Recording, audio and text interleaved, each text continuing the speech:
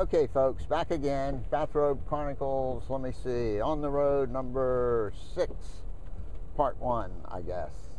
Anyway, to make a long story short, I'm now in Florida, and I'm on this island, and supposedly at the end of the island is a national park, and supposedly the national park has places to rent, and they're supposed to be pretty darn cheap because I qualify for the old person's national park card. What a dreadful day it's been. It started off, I spent the night at Cracker Barrel last night, and that was pretty cool. Got up this morning and it was sprinkling.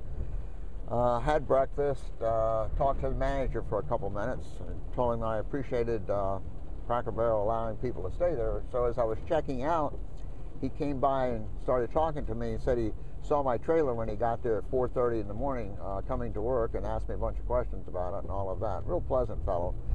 Anyway, from there the day went downhill. The weather has been horrible. Right now it's just sprinkling, but there was stretches out on the highway where literally you had to slow down. The rain was coming down so hard. So what else? Oh, so I finally said, I just want to get off the road for a few minutes, and I'll stay at any campground anywhere just to call it a day. I pulled off the road somewhere in Alabama, had assigned to two campgrounds supposedly. So I started toward one. I got there and it was just a wet clay road, so I surely didn't go on that one. Then I went to the other one, and I pulled in and found out you have to be a member. But she said, hey, there's one further down, so I headed further down, and I realized, this wasn't going to do the job. So I tried turning around, had to back up this crazy trailer, and that didn't go well at all. So I continued on down, and then finally it said road ends. And about that time I heard the banjos tuning up. I mean, I was in the middle of nowhere. And fortunately, the last house before the dirt road, there was a little bit of room on the shoulder, and by maneuvering back and forth, I was able to get turned around and head out again. I stopped at this national park place, and the fellow said that they do have camping, and evidently it's at the end of this island. Now, I hope I understood him correctly.